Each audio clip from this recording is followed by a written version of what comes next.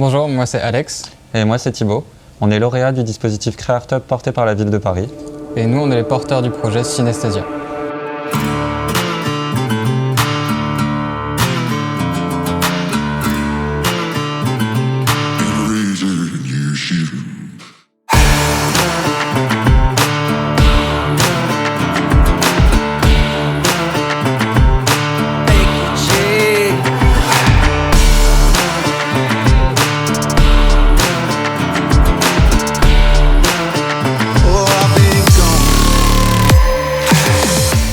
À la base, Synesthésia, c'est surtout un concept. Le principe, c'est qu'on a eu une vision avec Alex et Théo. On a un constat, c'est que l'interaction qu'on a avec le végétal en ce moment dans nos vies, il n'a plus aucune humanité.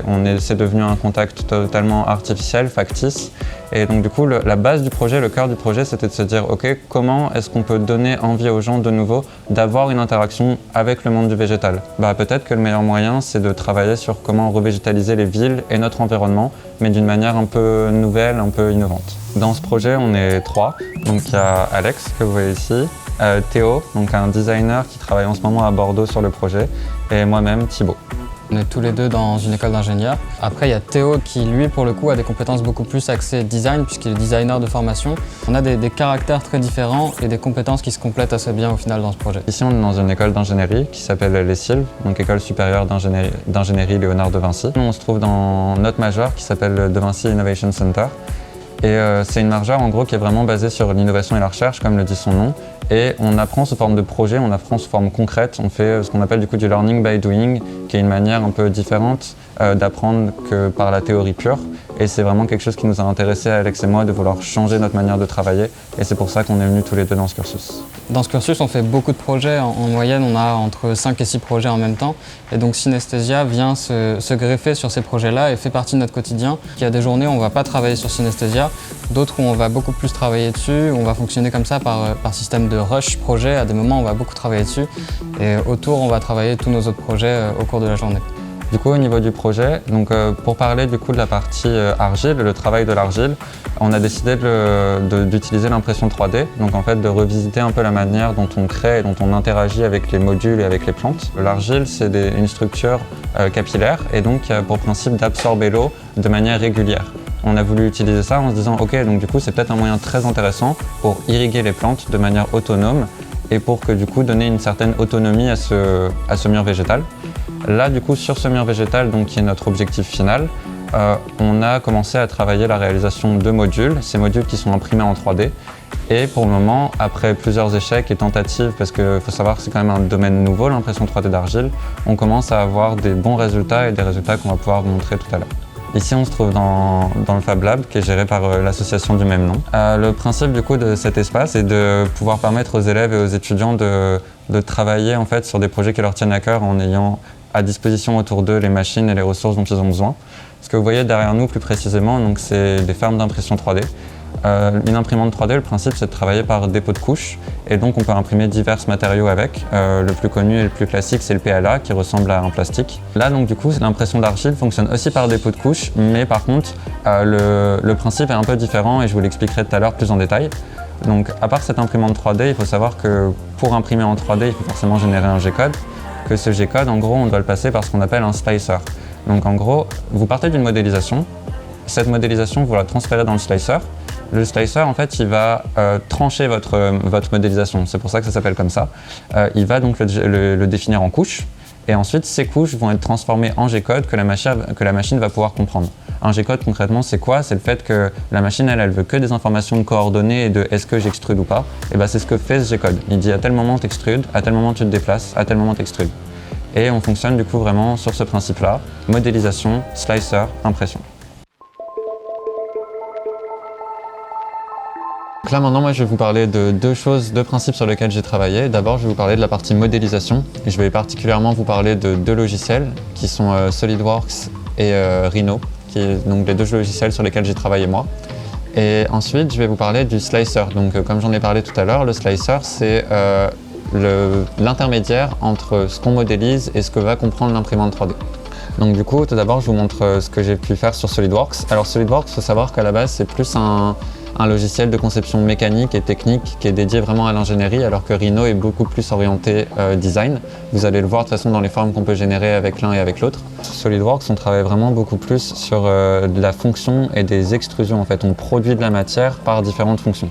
Donc là, par exemple, je vais vous montrer une des fonctions qu'on utilise le plus pour générer des courbures intéressantes. Ces courbures, ça consiste en un enchaînement de différentes esquisses. Les esquisses, c'est des dessins 2D, et ensuite on a la possibilité de relier ces différents dessins 2D. Comme vous pouvez le voir ici, on a l'esquisse numéro 1, l'esquisse numéro 2, numéro 3, numéro 4, qui créent les différentes couches et les différents plans.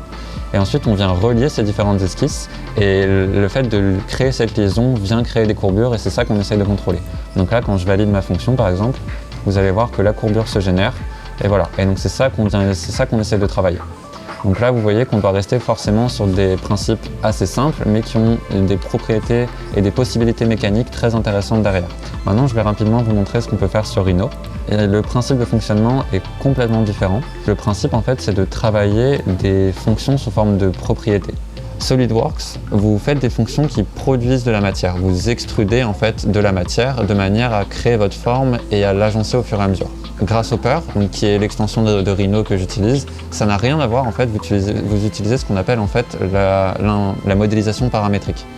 Le paramétrique, en fait, vous rentrez plein de variables. Je voudrais que ma pièce elle fasse telle taille, je voudrais que ma pièce ait tel nombre de plans. Je voudrais que ces plans ils soient agencés de telle manière, qu'ils soient pilotés par telle courbe. Et c'est tout ce que vous voyez ici. Donc ça crée un agencement en réseau en fait, qui a l'air un peu chaotique, un peu particulier à la base. Mais en fait, c'est très logique dans la manière dont vous suivez le process. Là, par exemple, j'ai une répétition circulaire dont je peux définir le diamètre. Et je peux définir le nombre de couches de mon impression, je peux définir sa déformation. Donc ça a beaucoup plus de potentiel en termes de forme que SolidWorks. Mais par contre, on a, entre guillemets, moins de contrôle et moins de compréhension sur le principe mécanique qui se trouve derrière. Mais c'est pour ça que pour le design, c'est beaucoup utilisé, c'est très intéressant. Et donc je vais vous montrer par exemple l'une des formes sur lesquelles je me suis entraîné. Ça par exemple, avec le schéma que je vous ai montré juste avant, qui est le schéma qui crée la matière, voilà quel genre de forme on peut arriver. Donc ça, c'est des formes qui sur SolidWorks auraient pris des heures, voire auraient été quasiment impossibles à réaliser.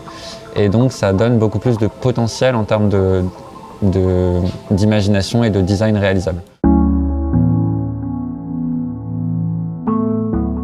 Du coup, la première étape dans le fait de pouvoir travailler sur ce procédé d'argile, c'est forcément de créer la texture argileuse.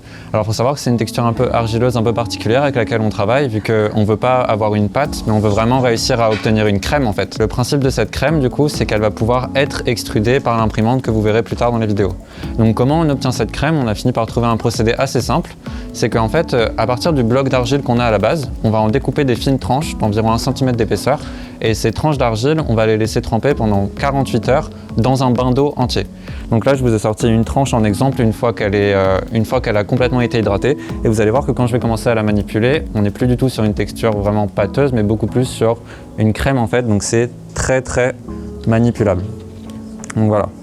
Donc là, quand je commence à la travailler, vous voyez que la texture, elle n'a plus rien à voir avec la texture initiale. Le procédé de manipulation, en fait, c'est un procédé de compression qu'on doit répéter pendant environ une quinzaine de minutes. Le but, à la fin, ça va être de former des petites boules. L'objectif, c'est d'enlever les bulles d'air qui se trouvent à l'intérieur. Il ne faut aucune bulle d'air dans une impression d'argile parce qu'il faut savoir que c'est pas... en fait, c'est catastrophique, une bulle d'air dans une impression d'argile. Une bulle, ça suffit à faire sauter toute l'impression parce que ça va empêcher le dépôt de matière de bien se former. Ça fait un trou dans votre matériau. Et une fois que vous avez un trou, les couches d'au-dessus ne vont plus adhérer, donc votre impression, elle est foutue. Après vous avoir parlé de la modélisation, maintenant je vais vous parler du slicer. Donc alors le slicer, en gros, comme je vous l'ai dit tout à l'heure, c'est l'intermédiaire entre la modélisation et l'imprimante 3D. L'imprimante 3D, elle ne peut pas comprendre en fait les formes qu'on modélise, elle a besoin en fait d'un intermédiaire qui s'appelle le langage machine, qui est le G-code. Et en fait, ce slicer permet de transformer nos modélisations en langage machine pour l'imprimante. Pourquoi ça s'appelle un slicer? En fait, c'est très simple. Une imprimante, du coup, elle imprime en couche par couche. Et le slicer va trancher en fait ma modélisation. Chaque couche de votre modélisation va être une information pour l'imprimante 3D. Là par exemple, on a donc une des pièces avec lesquelles on a travaillé donc, pour la réalisation des modules. C'est un de nos exemples de modules. Et maintenant, si je le tranche, en fait, si je le slice, comme c'est marqué ici, voilà ce que ça donne. Si on regarde la preview, vous voyez que maintenant, ma pièce, elle a plus rien à voir avec ce qu'elle était à la base. Déjà, elle est devenue creuse, mais surtout, elle fonctionne vraiment sur ce principe de couches. Elles sont très bien visibles parce qu'on a fait des couches épaisses, vu qu'on travaille avec de l'argile. Donc les paramètres, je les gère ici. Pour vous expliquer pourquoi est-ce que je suis parti d'une forme pleine, comme on peut le voir à l'écran, et que pourtant, à la fin, une fois que je slice ma pièce, elle est creuse, c'est qu'en fait, il y a un mode qui est très intéressant sur Cura, parce que Cura, donc c'est le logiciel, le slicer que j'utilise.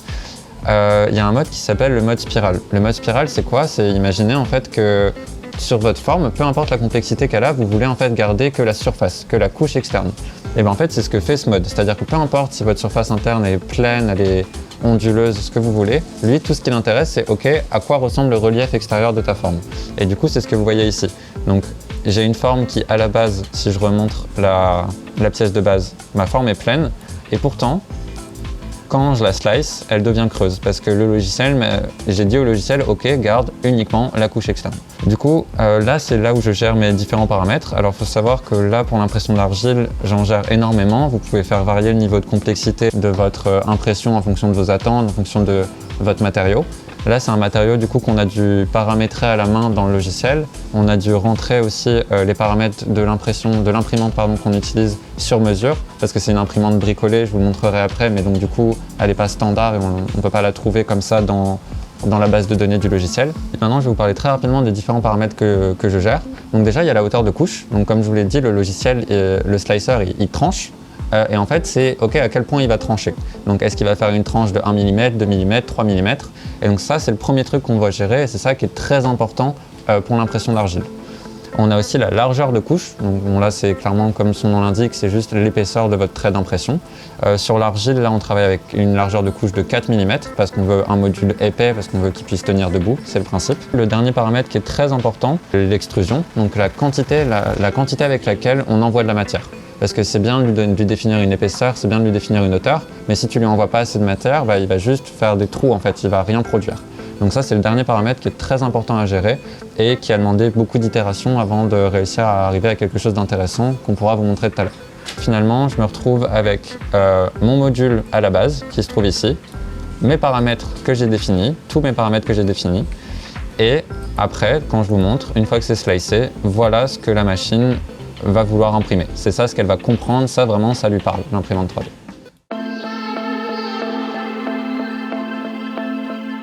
Donc maintenant, du coup, je vais vous parler de la dernière étape du procédé. Donc la dernière étape, du coup, c'est d'imprimer en argile. D'abord, je vais vous faire un petit tour de tout ce qui se trouve ici et du matériel et de pourquoi est-ce que cette imprimante ressemble à ça au final. Donc d'abord, on a le compresseur. Le compresseur, le principe, c'est que c'est capable donc, de mettre sous pression. Et donc ça envoie entre guillemets beaucoup d'air dans un espace. Cet espace là c'est lequel? C'est ce manomètre. Ce manomètre en gros il permet de gérer cette pression. Ensuite cet air qui a été contrôlé par le manomètre il va passer dans ce tuyau qui arrive dans ce tank. Ce tank en gros pour que vous le visualisez il est en deux parties. Il y a une partie basse dans laquelle se trouve l'air qui est mis sous pression. Ensuite il y a un piston. Ce piston donc il bloque cet air mais il est poussé par cet air. De l'autre côté de ce piston se trouve l'argile. Donc le piston pousse l'argile sous l'effet de l'air. L'argile passe dans ce tuyau. Là, en ce moment, il est plein d'air, c'est pour ça qu'on voit le tuyau opaque. Et ensuite, l'argile est envoyée dans la tête d'extrusion. La tête d'extrusion, à l'intérieur, elle a ce qu'on appelle une vis sans fin, un rotor. Cette vis sans fin, c'est ça qu'on contrôle. En fait, on contrôle à quelle vitesse elle tourne. Plus elle tourne vite, plus elle envoie de matière. Plus elle tourne lentement, moins elle en envoie. Et si elle tourne dans l'autre sens, elle peut même la réaspirer un petit peu. Là, donc, on est allé jusqu'au moment où on arrive avec le tuyau qui vient faire rentrer l'argile dans la tête d'impression. Cette tête d'impression, si vous la regardez, elle a une tête pas banale parce qu'en fait, elle n'est pas du tout faite pour aller sur cette imprimante à la base. Ce qui se passe, c'est qu'en fait, on a pris une imprimante qui normalement imprime du plastique, comme vous pouvez voir ici, monté une tête d'impression pour argile sur un module qu'on a découpé en métal. Et donc, en fait, c'est comme si on avait une imprimante en deux parties. On a une partie qui à la base est faite pour imprimer du plastique, sauf qu'on l'a utilisé uniquement comme structure d'impression, et une tête d'impression argile qu'on est venu plugger sur cette tête plastique, enfin sur cette imprimante plastique. La petite particularité et le gros problème qu'on a eu, c'est que du coup l'imprimante elle reconnaît pas du tout cette tête d'impression, et donc du coup on a dû la forcer à se dire ok maintenant, peu importe ce que tu penses, peu importe tes sécurités, tu vas imprimer quand même si tu as l'impression que tu la reconnais pas et que ce serait peut-être un problème de sécurité. Donc ça se passe en fait dans le G-code, ce dont je vous ai parlé tout à l'heure. En haut du G-code, il y a toujours l'instruction, peu importe ce que la machine te dit, imprime. En gros, concrètement, c'est ça qui se passe. Donc du coup, comment on transmet ce G-code? Il est sur mon ordi, je le mets dans cette petite carte SD. L'imprimante est faite pour recevoir une carte SD, elle sait les lire. Et donc, une fois qu'on a branché la carte SD, hop, on peut venir sur l'imprimante et imprimer les différents modules que j'ai modélisés. Du coup, je vais pouvoir lancer une première impression et vous allez pouvoir voir en gros ce qui se passe et le G-code en fait en direct que comprend la machine.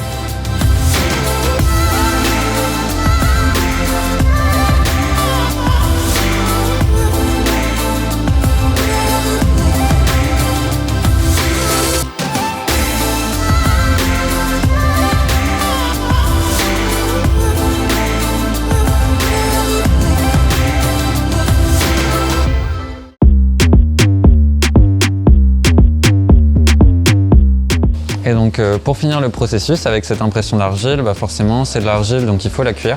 Il faut savoir qu'une impression de l'argile en général, une fois qu'elle a été manipulée, il lui faut du temps avant de sécher. En gros, elle a besoin d'entre 5 et 7 jours de séchage en environnement approprié pour pouvoir sécher avant d'être mis au four. Pourquoi est-ce qu'on doit attendre avant de le mettre au four? C'est que de l'argile, pour être manipulable, c'est forcément chargé en eau. On a vu ici d'autant plus vu qu'on a une texture crémeuse. Et du coup, il faut laisser cette eau s'évaporer. Ce qui se passe sinon, si vous mettez une pièce juste après l'avoir faite, c'est que concrètement, elle va exploser lors de la cuisson parce que les bulles d'air, enfin les bulles d'eau en fait, vont s'évaporer. Et en s'évaporant, elles vont faire éclater la structure depuis l'intérieur.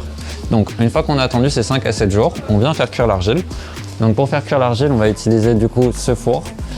C'est un petit four, mais il paye pas de mine, mais il peut monter jusqu'à 1050 degrés. Donc c'est ce qu'il faut pour cuire de l'argile. On est entre 900 et 1050 degrés pour de la terre cuite que je manipule ici. Il faut savoir que pour des céramiques, parfois on peut monter jusqu'à 1200, 1300 degrés sans problème. Ce qu'on a fait d'abord, c'est qu'on a étudié tout un procédé de variation des courbes de température.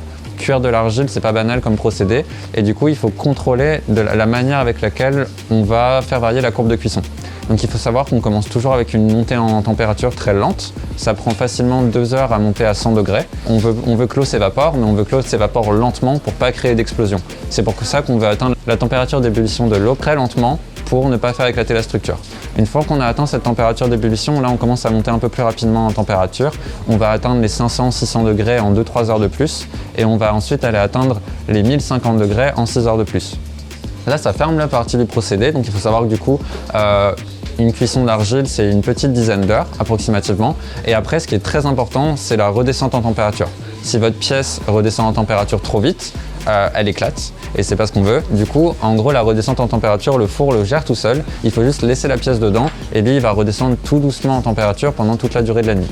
Donc en fait, si on veut résumer le procédé, on a un début de montée en température lent pour éviter l'explosion, une montée en température rapide pour cuire l'argile jusqu'au cœur, puis une redescente en température lente pendant très longtemps. Et du coup, l'entièreté du procédé de cuisson dure environ 24 heures. Donc maintenant, pour vous montrer des exemples et des résultats de pièces après cuisson, donc là j'en ai 2 différents dans les mains. Alors en plus, je vais pouvoir comme ça vous expliquer et vous mettre en exemple les 2 procédés de modélisation dont je vous ai parlé tout à l'heure. Ici, on est sur une modélisation beaucoup plus organique qui vient créer des patterns plus propre au design et qui serait quasiment impossible à réaliser sur SolidWorks, le logiciel beaucoup plus technique. Et là, on est sur une forme réalisée sur SolidWorks, beaucoup plus simple, mais qui a beaucoup plus de résistance mécanique aux déformations. Ce qui est important de savoir, c'est que là, vous voyez ces pièces, elles ont ces couleurs un peu rouges, mais pourtant, c'est bel et bien la même argile que vous avez vu imprimée tout à l'heure. C'est juste qu'il y a une énorme transition dans la couleur qui se fait pendant la cuisson.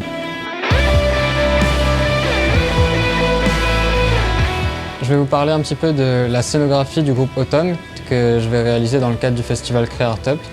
Un enjeu intéressant de ce concert, ça va être de donner une identité particulière au groupe Automne, donc une identité végétale qui se prêtait assez bien au concept de Synesthesia. Le groupe d'Automne, c'est un groupe de rock, folk, mélancolique, c'est comme ça qu'ils se définissent. Et à travers le thème de l'automne, on peut ramener un esprit végétal un petit peu mélancolique qui se rattache bien à la saison dont on parle, qui va bien avec le thème de Synesthesia. Pour moi, faire la scénographie d'automne, ça a été une opportunité géniale parce que j'ai une culture musicale à l'origine, j'ai des passions qui sont tournées vers la musique et ça m'a permis d'allier ce côté végétal et de créer l'interaction directement avec la musique. Cette interaction, j'ai envie de la pousser jusque sur la scène. J'ai envie de faire naître cette interaction directe entre les musiciens et le décor qui soit végétal pour faire en sorte que je me rapproche de la philosophie de base qu'il y avait dans le projet de Synesthesia, à savoir se détacher un petit peu de la nature purement décorative dans les intérieurs, mais faire renaître une sorte d'interaction avec l'humain. Réaliser cette scénographie avec le groupe Automne, c'est un double challenge pour moi parce que d'abord ça a été une collaboration avec les musiciens en eux-mêmes, réaliser leurs décors, mais ça me demande aussi de me challenger sur développer des partenariats avec d'autres établissements pour pouvoir réussir à fournir les plantes et ce genre de choses, pour acquérir une expertise que nous on n'avait pas sur ce plan-là. Notamment l'école du Breuil, qui est une école de paysagisme qui est encadrée par la ville de Paris. Et ce challenge est aussi très intéressant pour moi qui ne me suis jamais frotté à des choses comme la scénographie, mais aussi à la mise en place de partenariats avec des écoles comme celle-ci. Cette scénographie, elle m'a aussi permis, moi, de me remettre dans le groupe Synesthésia à un moment où j'avais du mal à me réinjecter dans le projet. Et donc ça m'a fait ramener mon caractère, mes passions, à savoir la musique, dans ce projet-là. Et j'ai pu comme ça lier différentes passions. Ça m'a ramené sur le végétal, ça m'a ramené de la musique par rapport à ce végétal. Et cette interaction, elle a été super intéressante pour moi à travailler dans le cadre de ce festival.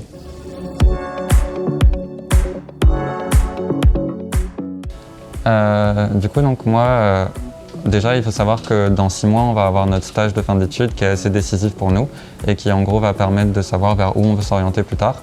Moi, il faut savoir qu'à la base, j'ai une grande passion qui est la biologie et le contexte environnemental dans lequel on peut travailler, en fait, et comment est-ce que la biologie pourrait servir les problèmes environnementaux actuels. Et du coup, moi, ce que je me vois faire plus tard, principalement, c'est de la recherche. J'aimerais travailler donc en laboratoire. Et je me spécialise en ce moment à côté du projet sur les hydrogels pour pouvoir travailler sur la régénération des structures cartilagineuses. De mon côté, donc je vais avoir le même stage que Thibaut va faire, moi aussi à l'étranger. On ne sait pas encore où à l'heure où on parle.